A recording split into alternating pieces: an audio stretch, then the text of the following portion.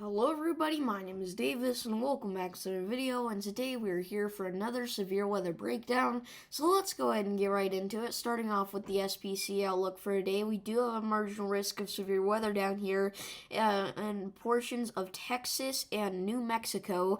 This has a ton of major cities in Texas in it. For example, we got Houston, Austin, San Antonio, Lubbock, and a lot more. So if you're in any of those cities, watch out today. You do have a marginal risk of severe weather. So let's go and break down the threats that brings. Now, starting off with the tornado threat for today, we do have we do not have any risks for a tornado as of right now.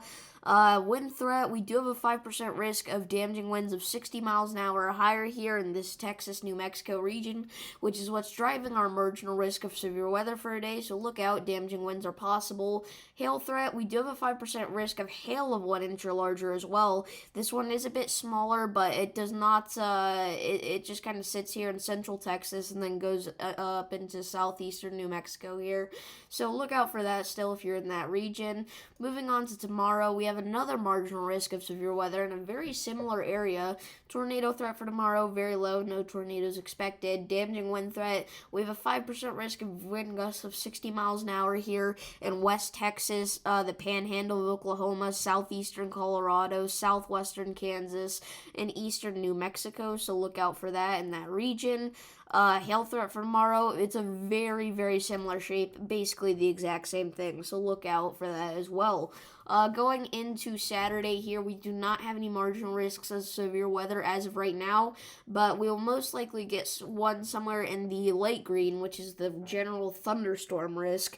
So if I had to guess, I'd say we'd probably get one down here in the deep south, somewhere near the Louisiana, Mississippi, Alabama, Georgia region. So look out for that. National Hurricane Center. We do have Hurricane Lee, obviously, that is finally no longer a major hurricane. It is a Cat 2 at the time of filming this with 100-mile-per-hour winds, which is still dangerous, so we're still going to be focusing on it for the most part, but it is not quite as big of a threat as it was. Hurricane Margot, 75-mile-per-hour storm. It's just expected to sit out here in the ocean and not really do anything. We do have a disturbance that has a 90% chance to form the next 7 days and a 90% chance to form the next 48 hours.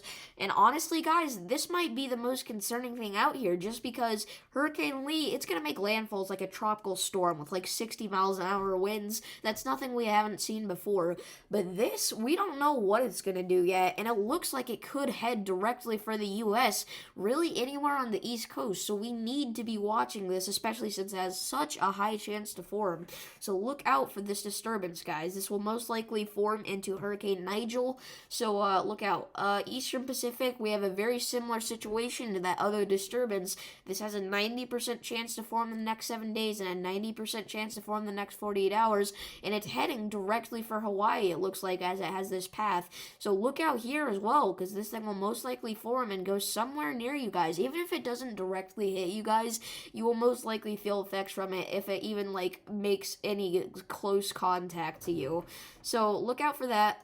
Track for Hurricane Lee right now, like I said, Category 2 hurricane is going to rapidly decrease in power and turn into a Category 1 very soon. In fact, is this no, that's 1 p.m. Okay, so at 1 p.m. at least it will be.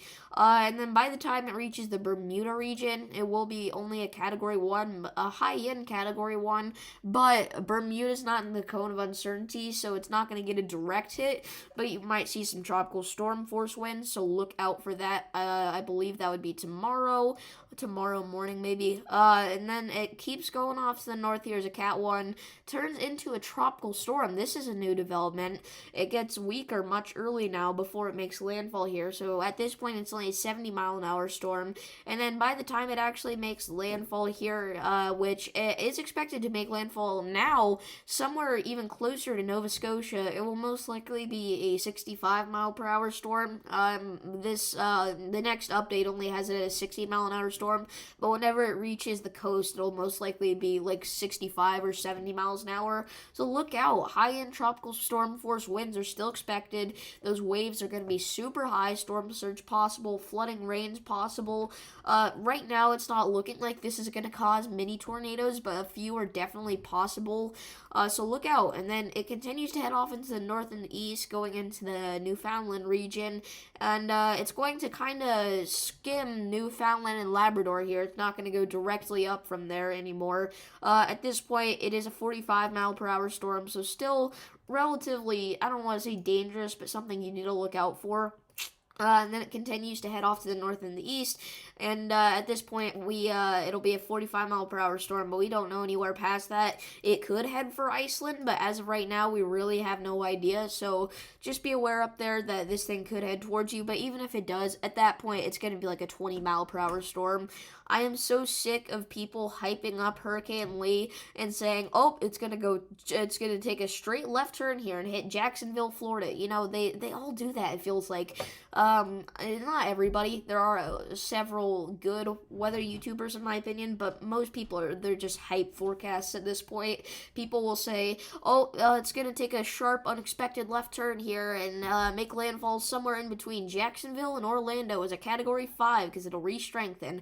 That's not what's going to happen. That's not even a possibility on the table anymore. So there's no need to worry down here at all in the southeast. All the way up into Pennsylvania, if it hits in Pennsylvania or anywhere lower than that, I would be shocked. So really even New York, you know. Okay, I'm done rambling.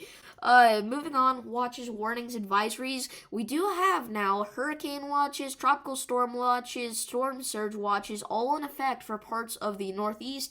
They're all kind of scattered across. There's only 2 counties, or 3 counties maybe, that have hurricane watches in effect. These will most likely, honestly, you're not going to see a hurricane, most likely. It's most likely going to be a tropical storm. But they issued the hurricane watches when it was expected to make landfall at around a high-end tropical storm. So they wanted to make sure that if it were to become a Cat 1, then they would have that there. But it's most likely not going to. So really, if you're under a hurricane watch there, just pretend you're under a tropical storm watch, which is still something you need to look out for. I'm not saying that's not a threat, but definitely look out in this region still. So flood watch in effect for 1 county in New Mexico. It's been here for like ever now. 1 red flag warning in effect for Oregon in the southwestern part. Here's something interesting. So just yesterday, and really just before the time of filming this video, the frost advisories up here expired. So there were frost advisories at one end of the country, and at the very other end, down in Texas, we have heat advisories in effect. So in the orange there with Corpus Christi, you are under a heat advisory. That is just funny as anything to me, that you have frost advisories up here at one end, and then heat advisories down at the other. It really shows that this has been a wacky year for temperatures already. Cut down straight through the middle, I'd say there's more heat in the country right now than coolness. I think it's just the general cold nature of the north and the upper Midwest to have cooler temperatures, but yeah. Definitely watch out. You're under a heat advisory here in southeast Texas, so look out for that. But other than that, pretty calm right now since it is the morning time. I believe we had a flash flood warning somewhere in Arizona earlier, but that's expired. So yeah, if you guys did enjoy this video, make sure to like and subscribe, and I will see you in the next one. Peace.